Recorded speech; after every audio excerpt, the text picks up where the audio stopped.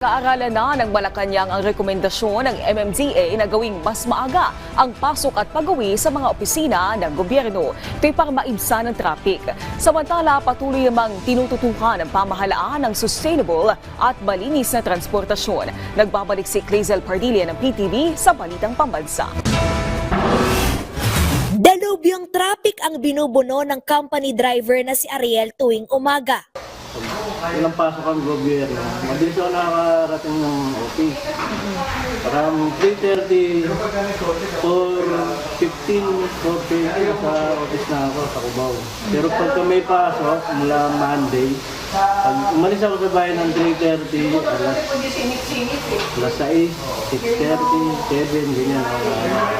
Traffic kasi sa dinadaanan ko eh. Solusyon sa mabagal na traffic ng Metro Manila Development Authority, agahan ang pasok ng mga empleyado ng gobyerno. Mula sa karaniwang alas 8 ng umaga, nais ang MMDA na gawing alas 7 ng umaga hanggang alas 4 ng hapon ang pasok ng mga kawani ng pamahalaan. Layo nitong maibsan ang trapiko at makaiwas sa sinasabing rush hours o bugso ng mga sasakyan mula alas 5 hanggang alas 8 ng gabi. Pinag-aaralan niya ng palasyo at tingin ni Pangulong Ferdinand R. Marcos Jr. Well, we're studying it. If it works, we'll do it.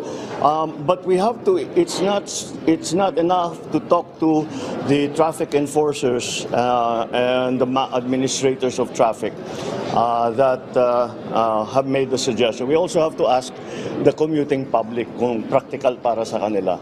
So if it turns out that everyone agrees to it, then I cannot see why it will be a problem. Ang pagpasok ng maaga hindi na bago para kana Shirley at Patrick na umiiwas sa trapiko. Pabor po ako doon since malayo ako, taga-Fairview ako.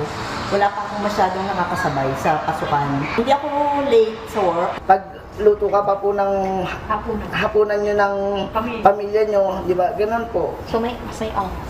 May mas oras ka pa po sa pamilya. Pangamba naman ng ilang kawani ng gobyerno. Maagang gising, maagang kilos, maaga ka mag-aayos. Pag puyat, aantuin ka sa work, mawawala ka sa focus. Bukod sa trapiko, tinututukan ng pamahalaan ang sustainable at malinis na transportasyon. Hinikayat ni Pangulong Ferdinand R. Marcos Jr. ang Tesla na gumawa ng mga electric vehicles sa bansa kasabay ng paglipat ng Pilipinas sa e-vehicle. Gumagawaan niya ng hakbang ang pamahalaan para gawing investment hub ang bansa. Patunay ang pag-aalis ng excise tax sa mga baterya ng e-vehicle at inaugurasyon ng state-of-the-art facility sa paggawa ng mga e-vehicle batteries. Mula sa PTV Manila, Clazel Pardilla, Balitang Pambansa.